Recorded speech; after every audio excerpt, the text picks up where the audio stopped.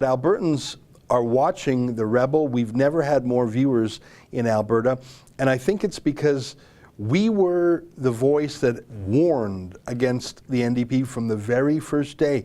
And I have to say, I think that Albertans are going to throw out the NDP in a historic drubbing. I think the NDP will get fewer than 20 out of 87 seats in the province. But there is some blame and some reflection needs to happen from the oil patch, at least from the senior leadership. Grassroots oil and gas workers knew that the NDP was a threat from day one. But CEOs thought they could game the system, bargain, compromise, cut side deals, as the 4 CEOs who endorsed the carbon tax did. I think what happened is a lot of the devastation, I mean, you can see this picture here, that's Rachel Notley, and in the back row, you can see 4 oil sands CEO. In fact, there's Murray Edwards there from CNRL, for example. There's some extreme environmentalists there, Ed Whittingham, second from the right, Stephen Guilbeault on the right. 4 oil sands CEOs were the handmaidens of this disastrous government. And I don't think that there's been a proper comeuppance is the wrong word, but a taking stock. And why did those CEOs sell out their own people to Notley's socialist hordes? I think that reckoning needs to happen. And hopefully Jason Kenney is, maybe it comes from them trying to suck up to the government of the day. I have no idea what would compel CEOs to do that.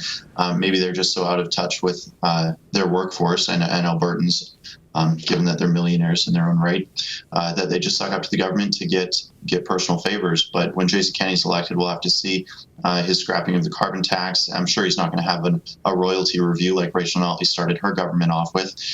So we'll see how the CEOs respond to Jason Kenney's government. I'm going to be interested in watching closely. Well, we had a lot of fun watching you go after Anne McGrath, the communist candidate in Calgary Varsity, but you have traveled around other parts, and so has Sheila. I know the Toronto-based media and the Twitter-based media think it's close. My sense, watching the province through your camera and Sheila's camera, is that it's unanimous in rural Alberta. It's unanimous in all but maybe 1 or 2 ridings in Calgary. I can't speak to Edmonton proper. I think there might be 10 or 15 seats to go NDP there. Yeah, no, I agree exactly with that. I think there's probably going to be 15 or 16 seats in Edmonton that go to the NDP, but I think that's going to be their stronghold. Calgary, rural Alberta, I think it's going to be nearly unanimous sweeps for the UCP. Anne McGrath's riding is close, though. Deborah Drever's riding was won by just a few hundred votes, I think 200 votes in the last election. She's definitely going to lose that one, given that the polls are so different than they were in 2015.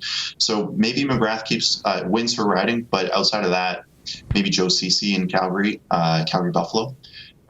But Edmonton is probably going to remain to be the only place that the NDP actually get any large amount of seats.